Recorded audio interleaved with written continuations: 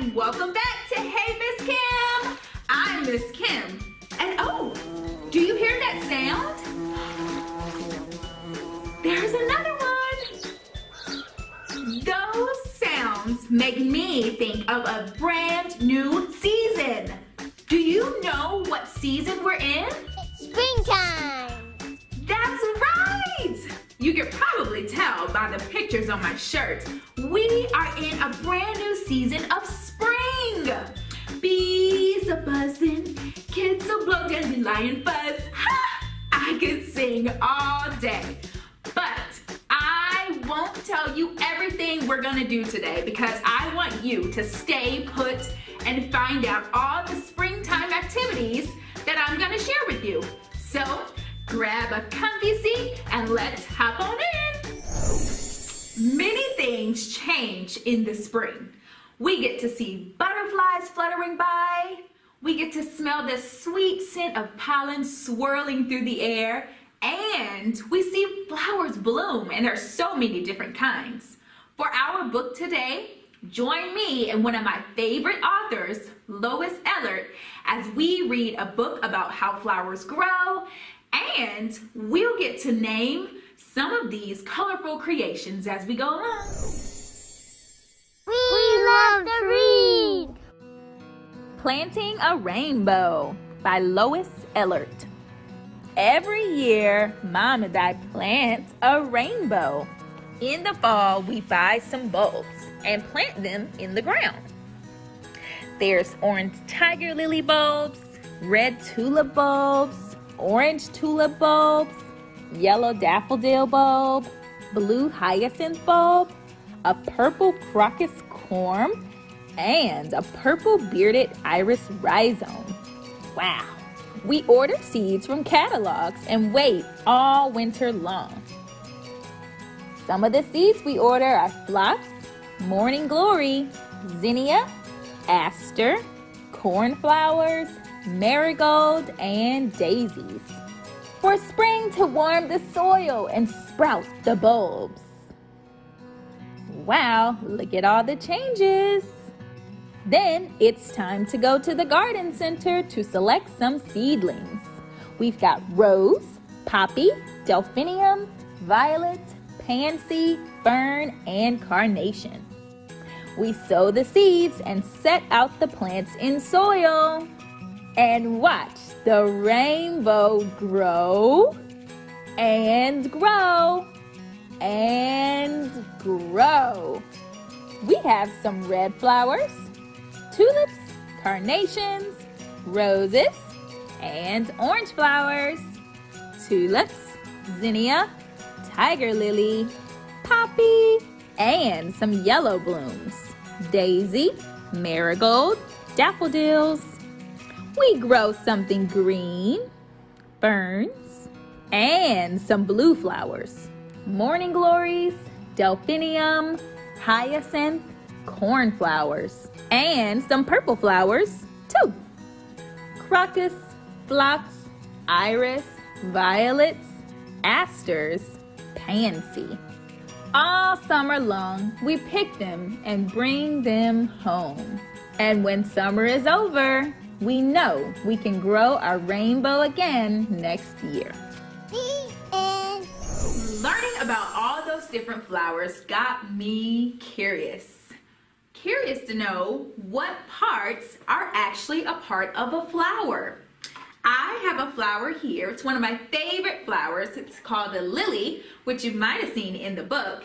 And I want you to join me as we identify the different parts of this flower. Dissecting flowers are really great ways to learn about the different parts, and it's a great way for you to see all of what flowers have on them. So if you want, grab a flower.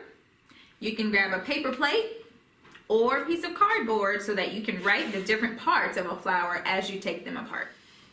The first part we're going to talk about is the petal. The petal is usually very bright, and this is used to attract insects like bumblebees.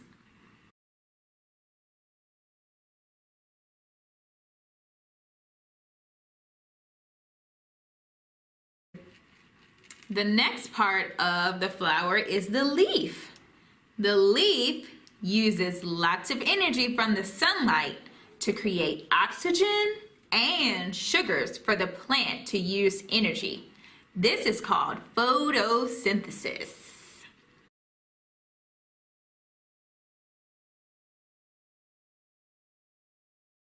The stem moves water and nutrients from the soil to the rest of the plant.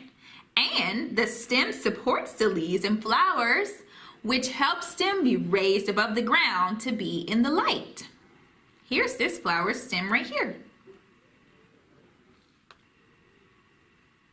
The last part of our flower is the pollen.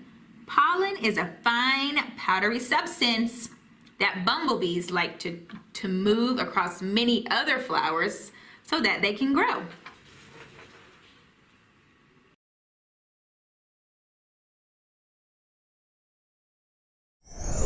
It's time for crafts.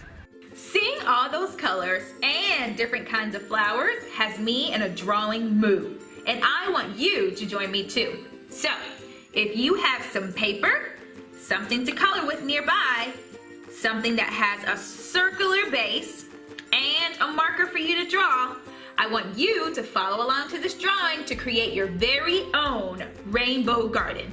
Let's get started. First, take your circular base and we're gonna draw 3 circles.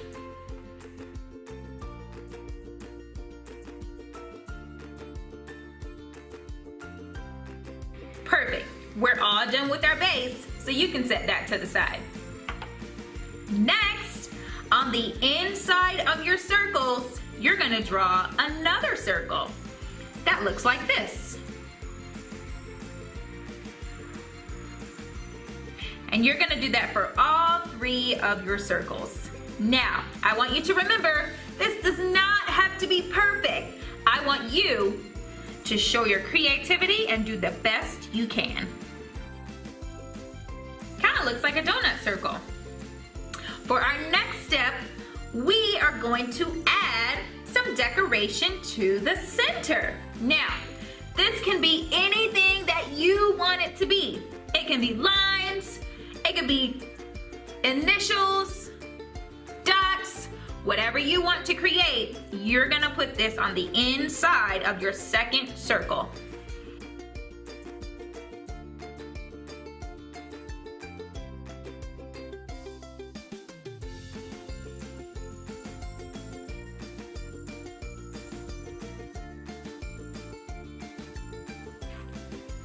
Perfect. Next, you're gonna make a border around your biggest circle. Now, a border is just something that goes around the outside of something. And this can be whatever you choose for it to be too. Whatever you decide, make sure it goes all the way around your circle.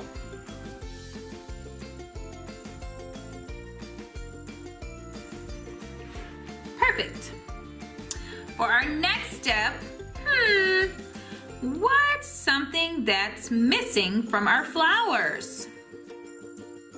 A stem. That's right, a stem. Now, flowers have many different sizes and swirls of stems, so you can create those any way you like. I'm going to do a long stem here, a swirly stem here, and I'll do another long stem on this side. Whatever you choose, just make sure it goes down to the bottom of your paper. One last thing we need to add, and that's the leaves. Once you add your leaves and your stems, you're all done. And now you're ready to create your rainbow garden.